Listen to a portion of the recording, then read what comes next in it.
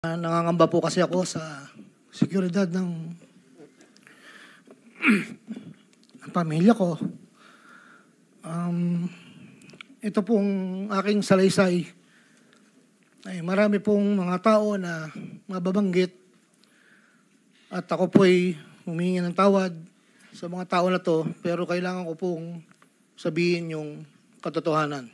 Taong 2022, nagsimula pong magbaba ng pondo sa akin si Yusek Bernardo.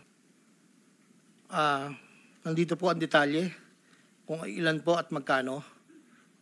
Ito po, ang unang taon po, 2022 ay 350 million po. 25% po para sa proponent. Kung 2023 po, meron na rin po mga bumaba. Dito po, naka-specify po lahat kung ang titulo, ang title po ng project, amount, at kabuang ibinaba po ng aking boss. Ang iba pong sistema, simula po ay nagpapabigay po ng pauna lang pong 10% pag po lumabas na po sa pag-NEP po. Tapos po, kabuuan po ay paglabas po ng GAA. Pag po sa GAA, may lumabas na wala po sa NEP, ibig sabihin po nun, kung sa BICAM po yun pumasok.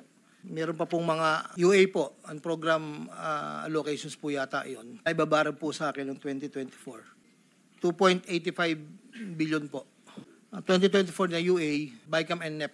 At yun po ay meron pong portion doon na merong 30%, meron pong 25%.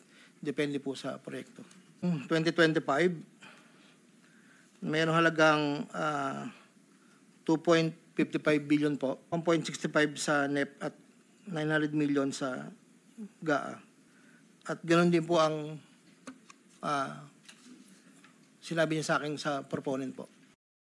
Ang ating Senator Jinggoy Estrada, na di umano'y meron pong sa listahan na pinakita po noong nakarang hearing, yun po, ako po ang nagpasa ng listing po kay Yusek Bernardo.